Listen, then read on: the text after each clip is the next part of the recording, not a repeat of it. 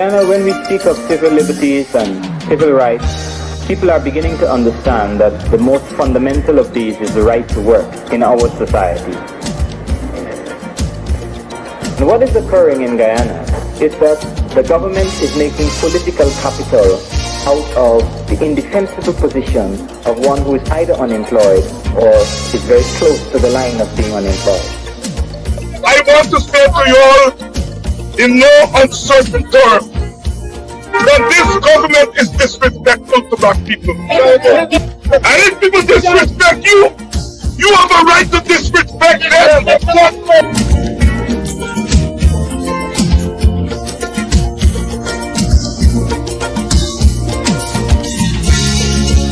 I am saying now that we have started, now that we have come together, do not sleep. Don't let us go back quietly into the night. Protest must be the order of the day.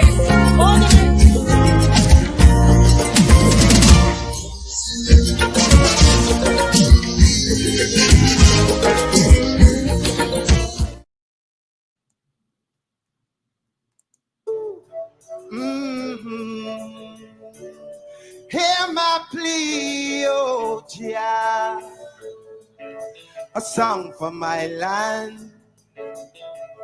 I want everybody, get up out your seats. Put your hands in the air like this. Help me sing.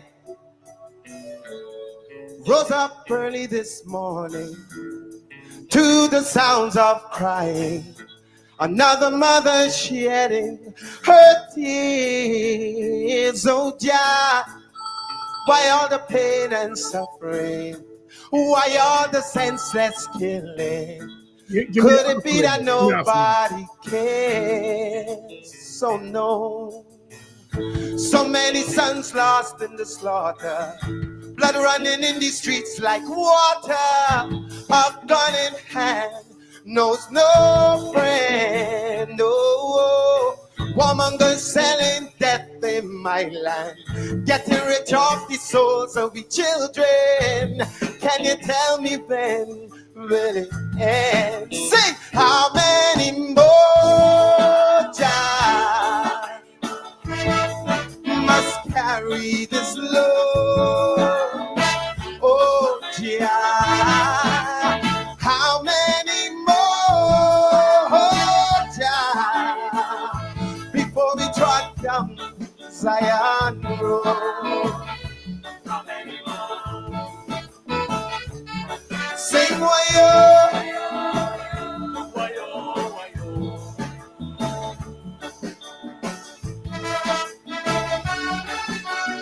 Come on, let me see those hands. Heavenly Father, won't you hear my plea? Send a helping hand for the country. In man, there's no solution. No. I'm begging for the children's future. Oh, Jah, drugs got them by the collar. How can we stop this mind pollution? Too many starving and too many hungry. Too many homeless souls in the city. It seems like there's no. Too many big shots with too much connections. Too many loopholes in Babylon system. Oh Jah, how can your children cope? Sing, how many more Jah must carry this load? How many more Jah before we trot down Zion Road?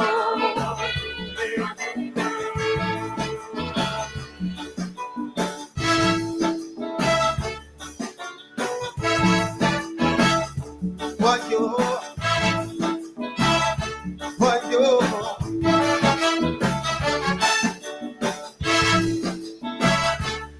let me see those hands. Let me see the hands. If you care about our children, get up, let me see you. We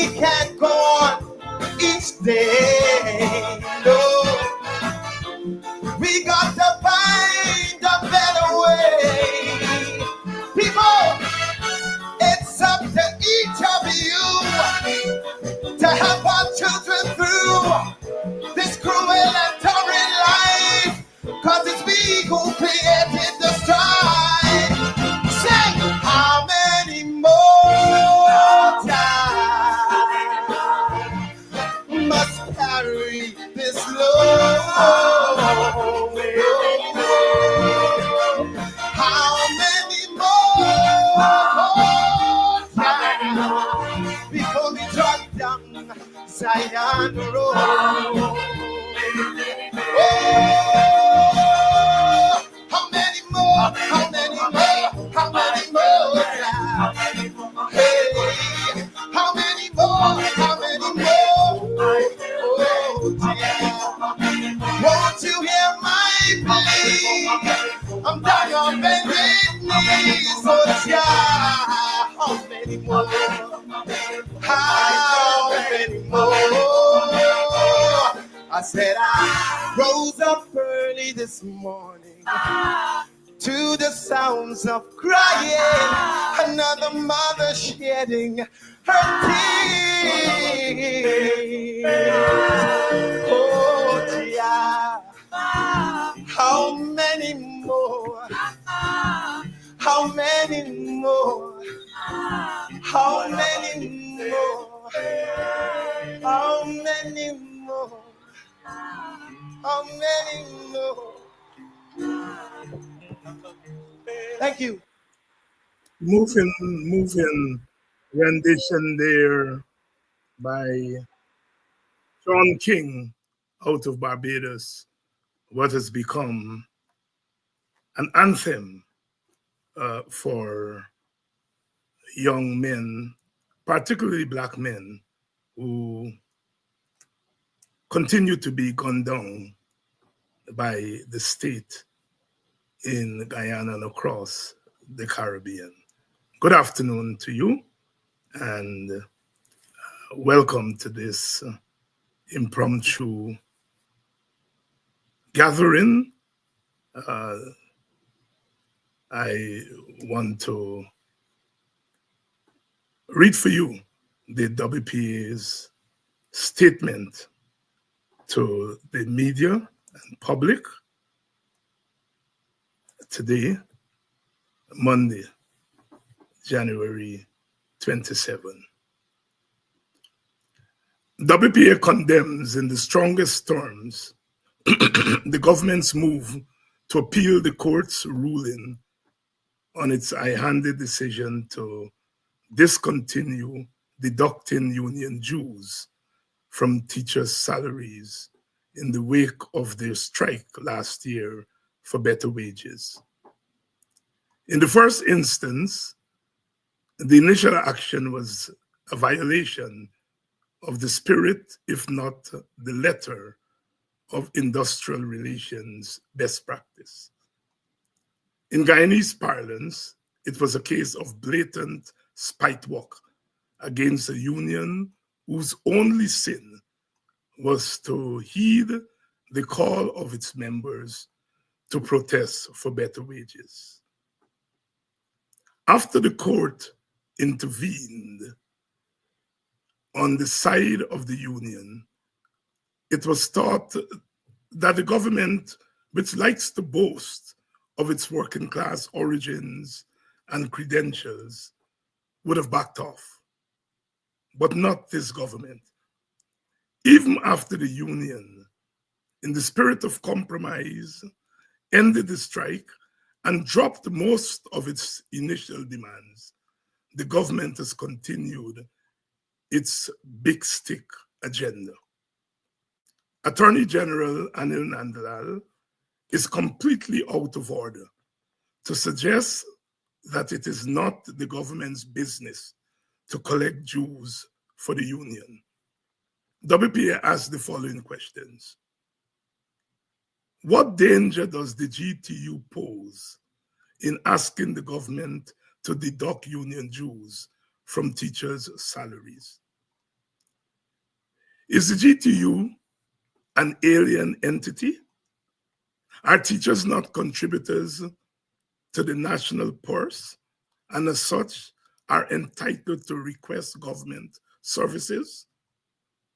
Does collecting union dues put undue burden on the government? Has the government stopped deducting dues for all unions? Is the government fighting the GUT for ethnic reasons? The GTU, sorry, for ethnic reasons? WPA can only conclude that the government's ultimate intention is to weaken the GTU and is seeking the help of the court in its rampage.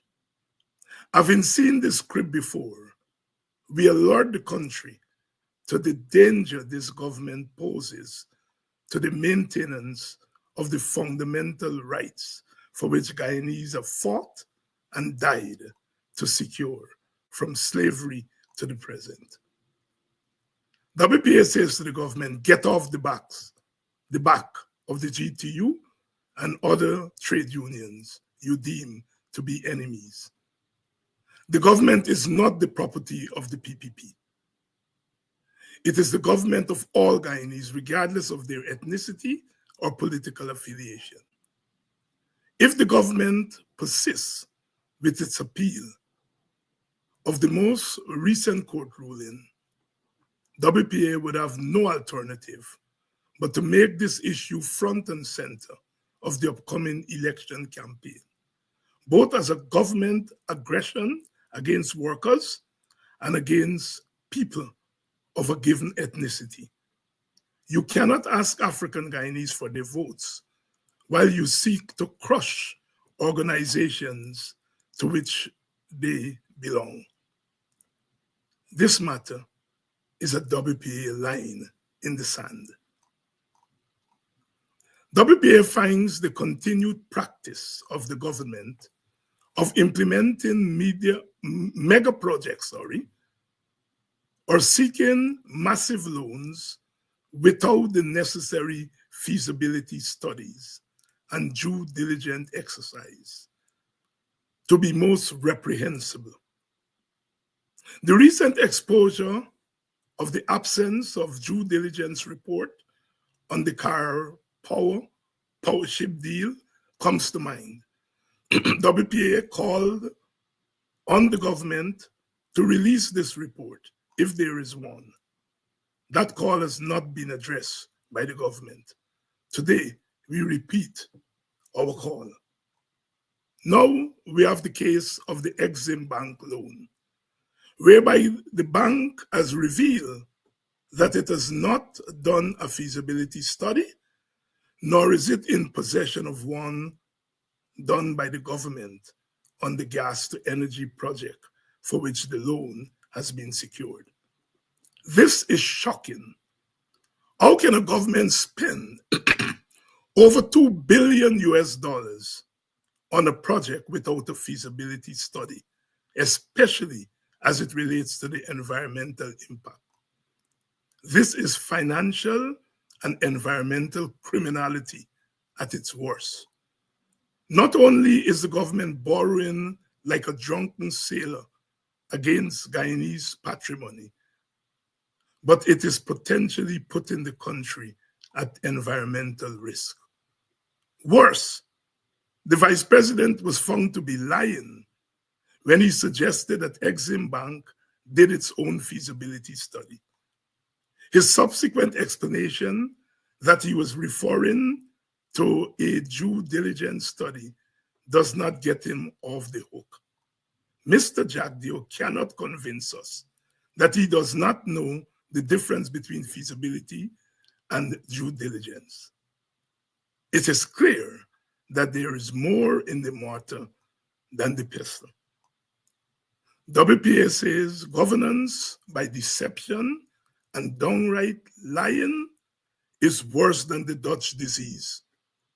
We also call on the vice president to come clean on the gas to energy project. We cannot continue this way. Clearly, we cannot depend on this government to observe best practices.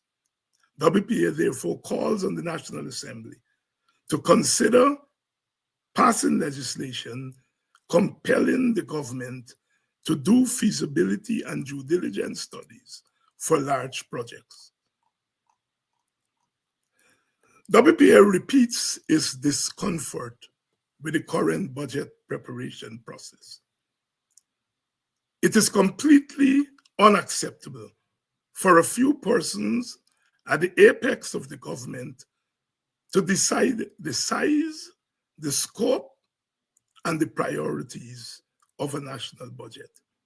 It is madness for a few persons to decide how $1.382 trillion, which amounts to 6.6 billion US dollars,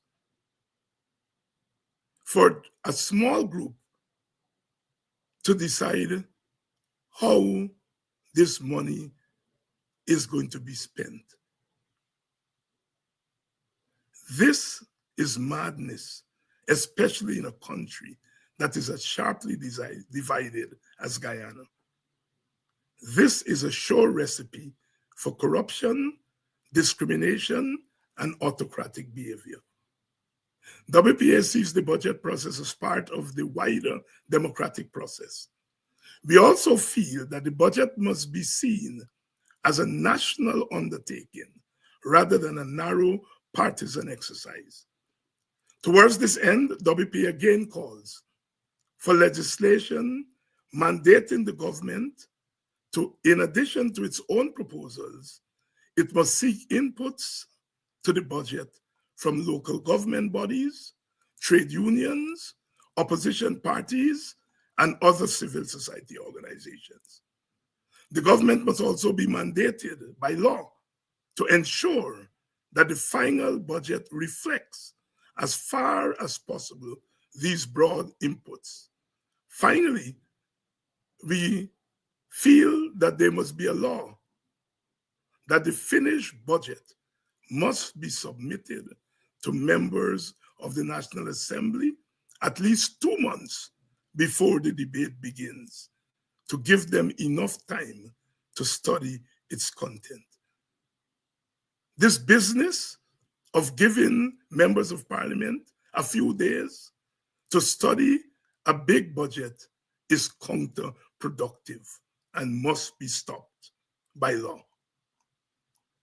WPA takes note of the AFC's report on and its conclusion drawn following its most recent meeting with GCOM. We are satisfied that the AFC's report is accurate and an accurate reflection of what transpired. WPA is now more convinced that this matter of the use of biometrics must be settled to the satisfaction of all concerned. We continue to believe that GCOM's chair, who took almost 3 months to deliver our verdict, must bear responsibility for the stalemate.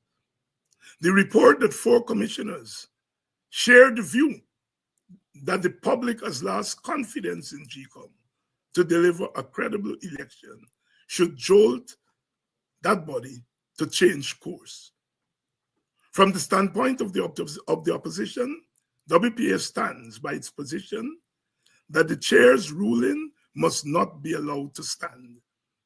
We intend to pursue our call to the joint opposition to adopt a 3-pronged response of heightened mass action, lobby of regional and international agency, and possible court action.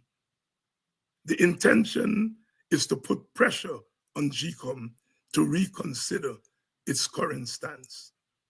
The suggestion by the government and its allies that the intention is to disrupt the election is malicious and a not so veiled signal of the government's intention to forcefully repress public protest.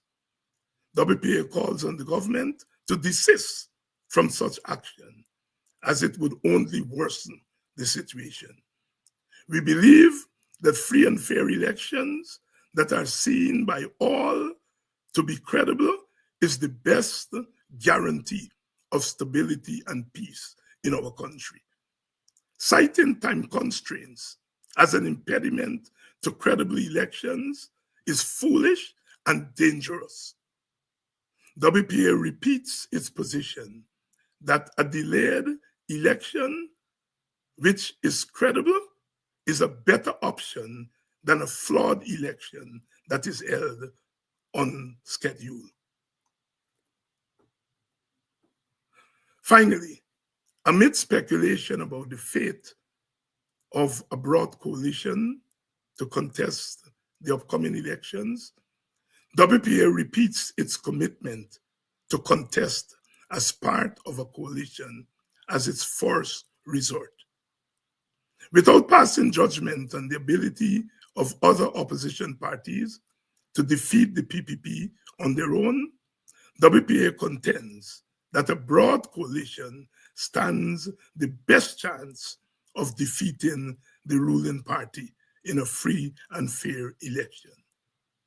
Speaking for itself, while WPA feels it enjoys pockets of electoral support across the country, we do not feel we can win an election on our own.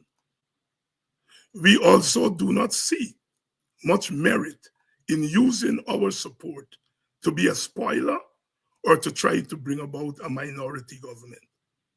As a first step to our desired goal of a truly national government, it is our view that the PPP must be defeated at the coming elections. As that party has demonstrated, so long as it holds power by itself, it would use that power as an obstacle to national unity and a national government.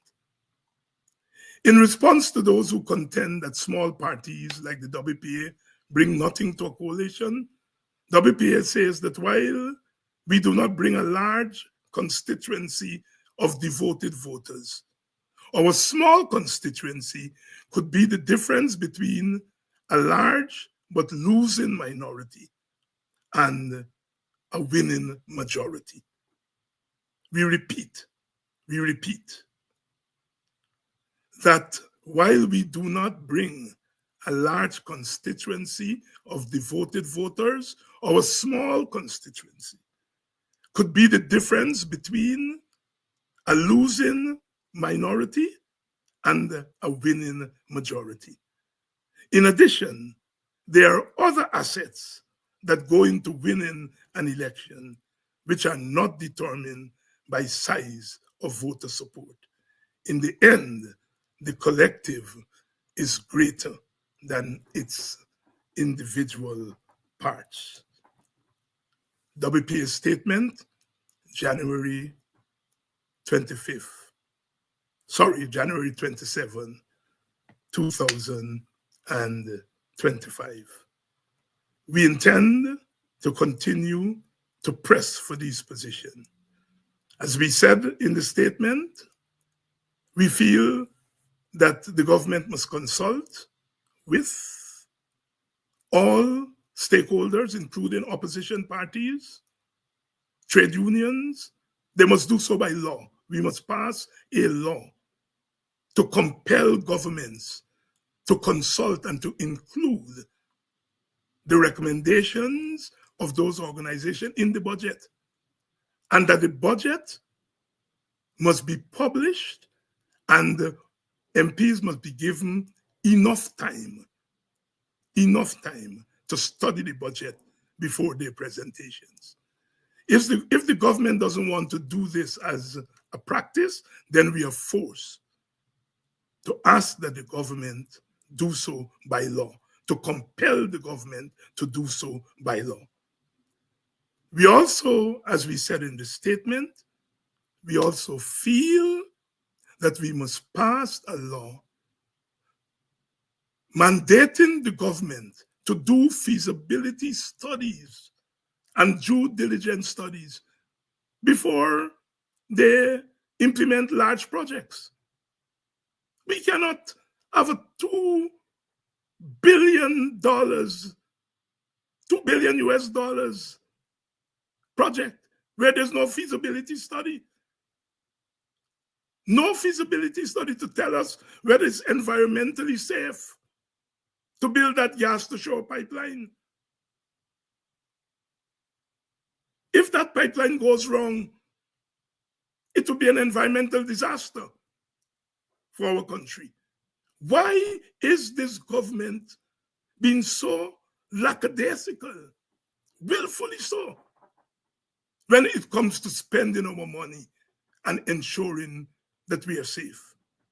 So WPA is saying if they don't want to do it by practice, then pass laws compelling them to do it.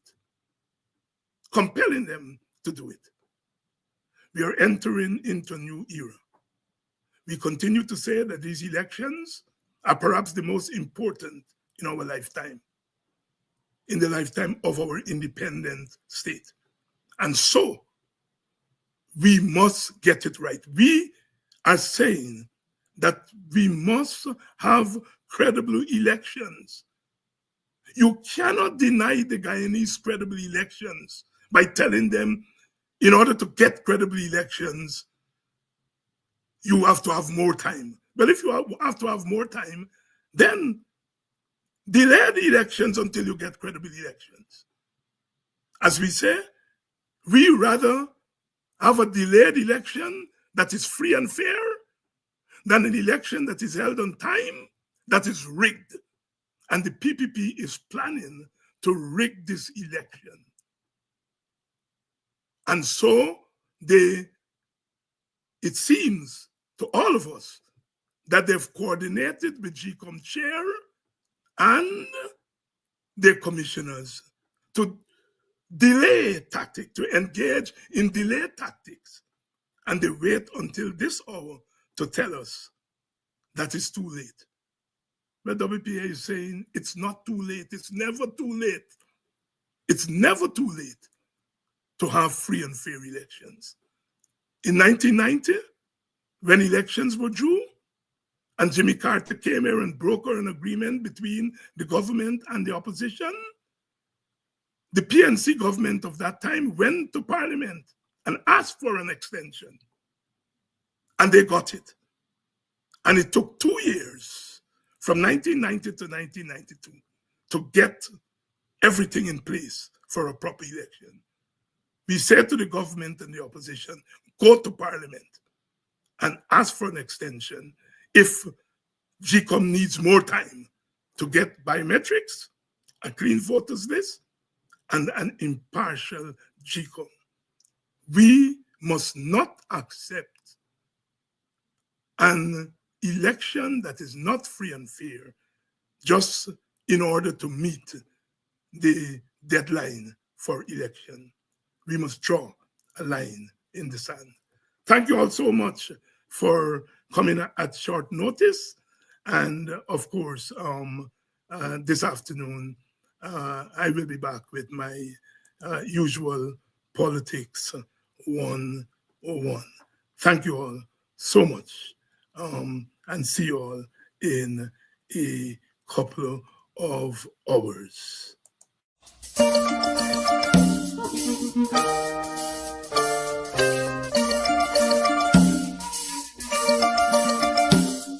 When we speak of civil liberties and civil rights, people are beginning to understand that the most fundamental of these is the right to work in our society.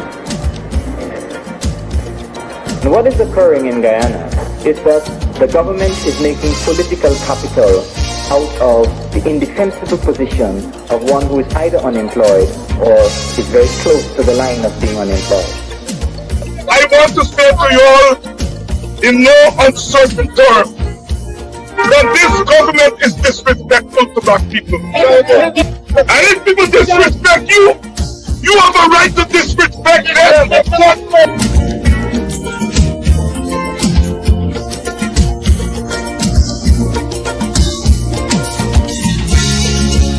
I am saying now that we have started, now that we have come together, do not sleep. Don't let us go back quietly into the night. Protest must be the order.